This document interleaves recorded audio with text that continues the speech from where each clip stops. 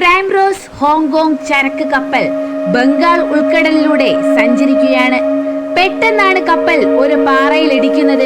അപ്പോൾ തന്നെ ക്യാപ്റ്റൻ കപ്പൽ തിരിക്കാൻ ശ്രമിച്ചു. എന്നാൽ ക്യാപ്റ്റൻ എത്ര ശ്രമിച്ചിട്ടും കപ്പൽ തിരിയുന്നുണ്ടായിരുന്നില്ല. മണിക്കൂറുകൾക്ക് ശേഷമാണ് ക്യാപ്റ്റൻ ആ സത്യം മനസ്സിലാക്കിയത്. കപ്പൽ രണ്ട് പാറകൾക്കിടയിൽ കുടുങ്ങിക്കിടക്കുകയാണ്. അവരുടെ ഭാഗത്തു നിന്നും ഒന്നും ചെയ്യാൻ കഴിയില്ല എന്നവർക്ക് മനസ്സിലായി. അങ്ങനെ കരയിലേക്ക് അവർ സന്ദേശം അയച്ചു.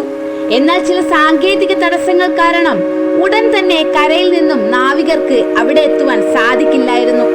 കുറച്ചു ദിവസത്തിനുള്ളിൽ തന്നെ കരയിൽ നിന്നും ആളുകൾ അവിടേക്ക് എത്തുമെന്ന് ക്യാപ്റ്റനെ അറിയിച്ചു. രാവിലെ ആയപ്പോഴേക്കും കടൽ ശാന്തമായിരുന്നു. അങ്ങനെ നാവികർ കപ്പലിന് പുറത്തു വന്നപ്പോഴാണ് അത് ശ്രദ്ധിച്ചത്. കപ്പൽ സ്ഥിതി ചെയ്യുന്നിടത്തു നിന്നും കുറച്ചകലെയായി ഒരു ദ്വീപുണ്ട്. മനുഷ്യർ താമസിക്കുന്നതിന്റെ അടയാളങ്ങൾ ഒന്നും തന്നെ അവർക്ക് അവിടെ കാണുവാൻ സാധിച്ചില്ല. എന്നാൽ ദ്വീപിലുള്ള കൊടും വനം അവർക്ക് വ്യക്തമായി കാണാമായിരുന്നു. അതുകൊണ്ട് തന്നെ ജനവാസമില്ലാത്തൊരു ദ്വീപാണെന്ന് അവർക്ക് മനസ്സിലായി. ശേഷം നാവികർ അവിടേക്ക് പോവാൻ തുടങ്ങിയെങ്കിലും ക്യാപ്റ്റൻ സമ്മതിച്ചില്ല. കപ്പലിൽ തന്നെ ഇരിക്കുവാനായിരുന്നു ക്യാപ്റ്റന്റെ ഓർഡർ. അന്നത്തെ ദിവസം അവർക്ക് വളരെയധികം സാവധാനമായിട്ടായിരുന്നു നീങ്ങിയത്. പിറ്റേ ദിവസവും അങ്ങനെ തന്നെ തുടർന്നു. എന്നാൽ മൂന്നാം ദിവസം അങ്ങനെ ആയിരുന്നില്ല കാര്യങ്ങൾ. നാവികർ കപ്പലിന് പുറത്തു വന്നപ്പോൾ കണ്ട കാഴ്ച ഞെട്ടിക്കുന്നതായിരുന്നു.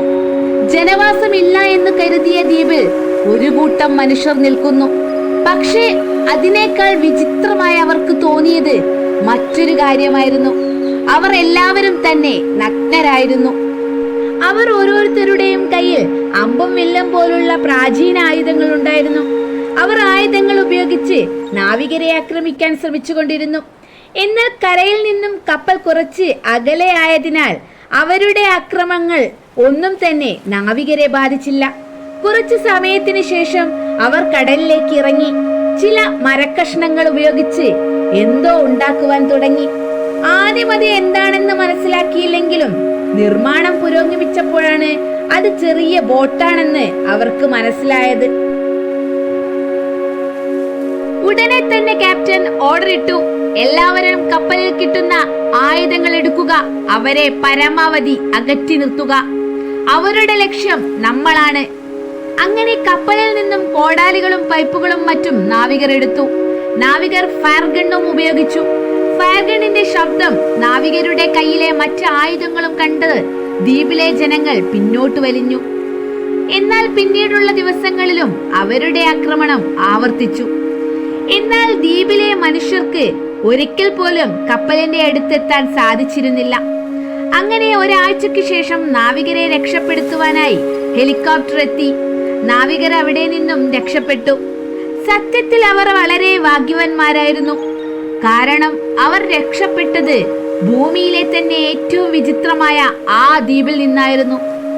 ബംഗാൾ ഉൾക്കടലിൽ സ്ഥിതി ചെയ്യുന്ന ഇന്ത്യയുടെ ഭാഗമായ ആൻഡമാൻ നിക്കോബാർ ദ്വീപസമൂഹത്തിലെ ഒരു ദ്വീപാണ് നോർത്ത് സെന്റിനൽ ഐസ്ലാൻഡ്. ഒറ്റനോട്ടത്തിൽ ഇതൊരു സാധാരണ ദ്വീപ് പോലെ തോന്നുമെങ്കിലും കാര്യങ്ങൾ കുറച്ച് വ്യത്യസ്തമാണ്. പുറം ലോകവുമായി സ്പർശിച്ചിട്ടില്ലാത്ത ഈ ഗ്രഹത്തിലെ ഗോത്രവർഗക്കാരാണവർ. അവരുമായി പുറം ലോകം ബന്ധപ്പെടുവാൻ നിരവധി ശ്രമങ്ങൾ നടത്തിയിട്ടുണ്ടെങ്കിലും ഓരോ ശ്രമങ്ങളെയും സംഘം അക്രമാസക്തമായി നിരസിച്ചു. ലോകത്തിലെ ഏറ്റവും ഒറ്റപ്പെട്ട മനുഷ്യവിഭാഗമാണിവർ. 60,000 വർഷത്തിലേറെയായി അങ്ങനെ തന്നെ അവർ നിലനിൽക്കുന്നു. മനുഷ്യരാശിയുടെ പരിണാമത്തെയും പുരോഗതിയെയും അറിയാതെ പോയൊരു സമൂഹം. നമുക്ക് പറക്കുവാൻ കഴിയുമെന്ന് അവർക്കറിയില്ല. അവരെ പോലെ കോടിക്കണക്കിന് ആളുകൾ വ്യത്യസ്ത നിറത്തിലും വലുപ്പത്തിലും ആകൃതിയിലും ഈ ഗ്രഹത്തിലുണ്ടെന്ന് അവർക്കറിയില്ല. ഇതൊരു ഗ്രഹമാണെന്ന് പോലും അവർക്കറിയില്ല. എന്തിനേറെ പറയുന്നു, നിലാവുള്ള രാത്രിയിൽ ചന്ദ്രനെ നോക്കി കിടക്കുന്നവർക്ക് അറിയില്ല അവരുടെ അതേ ജീവിവർഗത്തിൽപ്പെട്ട ചിലർ അവിടെ കാലുകുത്തിയിട്ടുണ്ടെന്ന്. സെന്റിനൽസ് എന്നാണ് ആ ദ്വീപിൽ താമസിക്കുന്നവരെ നാം വിളിക്കുന്നത്. ഏകദേശം 60,000 വർഷങ്ങൾക്ക് മുമ്പാണ് ആഫ്രിക്കയിൽ നിന്നും ഹോമോസാപ്പിയൻസ് ആയ മനുഷ്യർ ഭൂമിയുടെ പല ഭാഗങ്ങളിലേക്ക് ചേക്കേറിയത്. ഇതേ സമയത്ത് തന്നെയാവാം സെന്റിനൽസ് ആൻഡമാൻ ദ്വീപ സമൂഹത്തിൽ എത്തിയതെന്ന് പഠനങ്ങളുടെ അടിസ്ഥാനത്തിൽ തെളിഞ്ഞത്. അവരുടെ ഭാഷ ഇന്നും നമുക്ക് മനസ്സിലായിട്ടില്ല. മനസ്സിലാക്കുവാൻ നാം പലതവണ ശ്രമിച്ചിട്ടുണ്ട്. 19-ാം നൂറ്റാണ്ടിൽ ബ്രിട്ടീഷ് ഗവൺമെന്റ് ഇതിനൊരു ശ്രമം നടത്തുകയുണ്ടായി. ആൻഡമാൻ ദ്വീപ സമൂഹത്തിൽ വരെ എത്തുകയും അന്ന് അവിടെയുള്ള മറ്റ് ദ്വീപുകളിലെ ഗോത്രവർഗക്കാരെ ഒരുമിച്ച് കൂട്ടുകയും ചെയ്തു. ശേഷം അവരെ ഉപയോഗിച്ച് സെന്റിനൽസുമായി സംഭാഷണത്തിൽ ഏർപ്പെടുവാൻ അവർ ശ്രമിച്ചു. എന്നാൽ ആ ശ്രമം പരാജയപ്പെടുകയാണ് ഉണ്ടായത്.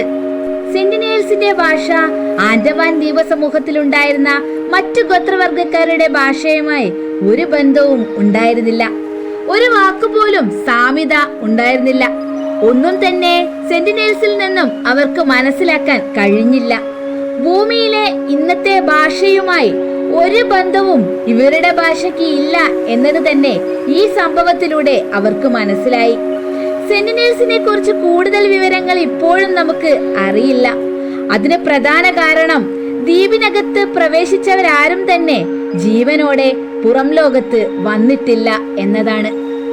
പുറം ലോകത്ത് നിന്ന് വന്നവരെ ആക്രമണത്തിലൂടെയാണ് അവർ ചെറുത്തു നിൽക്കുന്നത്.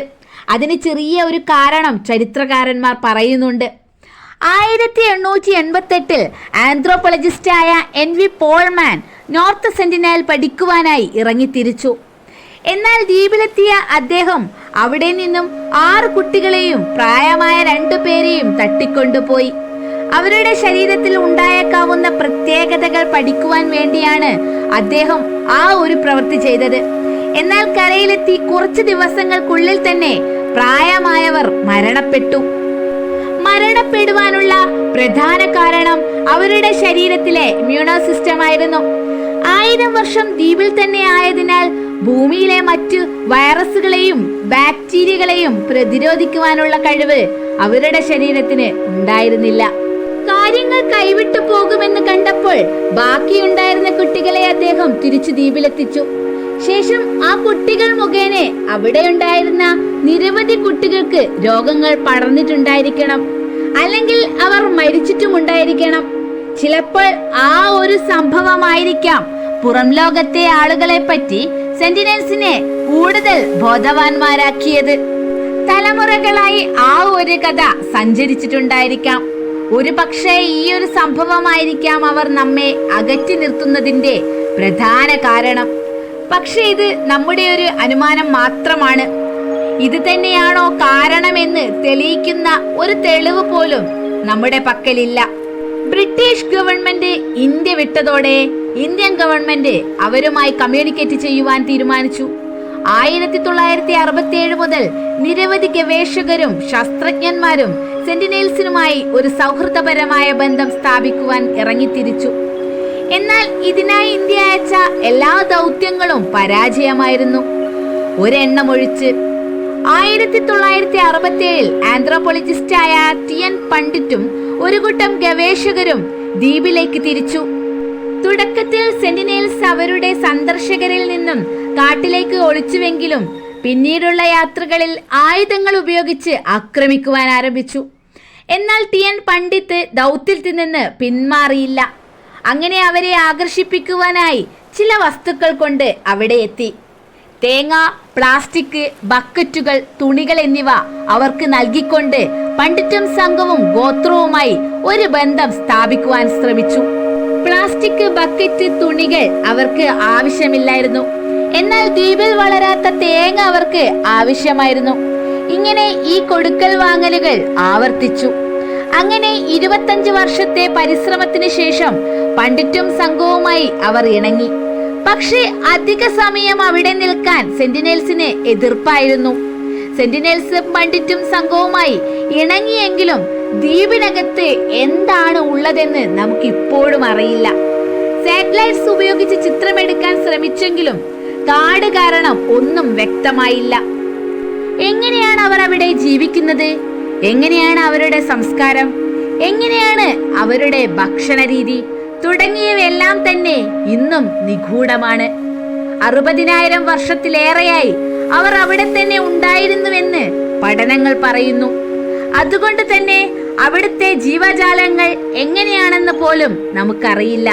ചിലപ്പോൾ നാം ഇതുവരെ കാണാത്ത ജീവിവർഗങ്ങൾ അവിടെ ഉണ്ടായേക്കാം. നാം ഇന്നു കാണുന്ന ജീവജാലങ്ങളുടെ പൂർവികരും അവിടെയുണ്ടായേക്കാം. 1997 നോർത്ത് സെന്റിനൽ ദൗത്യങ്ങൾ ഇന്ത്യൻ ഗവൺമെന്റ് ഉപേക്ഷിച്ചു. മാത്രവുമല്ല, വിനോദസഞ്ചാരികളെ ദ്വീപ് സന്ദർശിക്കുന്നതിൽ നിന്നും ബാൻ ചെയ്യുകയും ചെയ്തു. ദ്വീപിൽ 5 കിലോമീറ്റർ അടുത്ത് പോവുകയോ നിവാസികളുമായി ഏതെങ്കിലും തരത്തിൽ ബന്ധപ്പെടുവാൻ ശ്രമിക്കുകയോ ചെയ്യുന്നത് ഇന്ന് ക്രിമിനൽ കുറ്റമാണ്. പ്രധാന കാരണം അവരുടെ സംരക്ഷണം തന്നെയാണ്. അവരുടെ ശരീരത്തിന് നമ്മുടെ ശരീരത്തിലെ എല്ലാ സൂക്ഷ്മാണുക്കളെയും താങ്ങാൻ കഴിയില്ല. ചിലപ്പോൾ നമ്മുടെ ശരീരത്തിലുള്ള ചെറിയൊരു ജീവാണു ആ ദ്വീപിനെ തന്നെ ഇല്ലാതാക്കിയേക്കാം. ഒറ്റപ്പെട്ട് ജീവിക്കേണ്ട അവരുടെ ആഗ്രഹത്തെ നാം മാനിക്കേണ്ടതുണ്ട്. Then I will stop and see you again. Bye.